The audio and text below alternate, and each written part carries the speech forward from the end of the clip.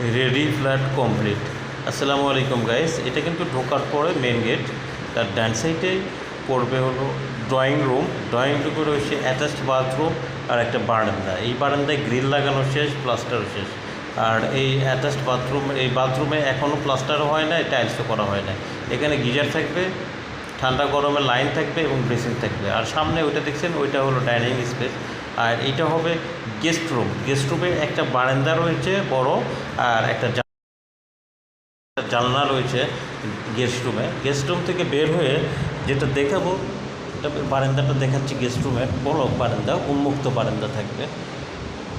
বারান্দা থেকে বের হয়ে আমাদের ডান সাইডে আর একটা রুম রয়েছে, এটা হলো এই রুমটা রয়েছে। এই রুমটা হবে চাইল্ড বেডরুম। এখানে অ্যাটাচড বাথরুম রয়েছে, এখানে ঠান্ডা গরম দুইটাই লাইন থাকবে, বেসিং থাকবে এবং হাই কমোড হবে এখানেও। আর পাশে সামনের দিকে এটা হবে ডাইনিং স্পেস। যেহেতু কিচেন রুমের সাথে, এই জন্য এটা ডাইনিং স্পেস। কিচেন রুম এইটা এখনও টাইলস করা হয় না, জানালা রয়েছে এখানে চুলা বসবে, উপর থেকে ভ্যান্টিলেট রয়েছে। আর এইটা মাস্টার বেডের সঙ্গেও একটা জানলা রয়েছে, একটা বারান্দা রয়েছে, ওয়াশিং মেশিনের লাইনও রয়েছে মাস্টার রুমের সঙ্গে। আর ওই যে দেখতে পাচ্ছেন, ওইটা কিন্তু বাথরুম। আর এখানে প্লাস্টার চলতেছে বারান্দায়। সবাই ভালো থাকবেন, এরকম ভিডিও পেতে চ্যানেলটি সাবস্ক্রাইব করে রাখবেন।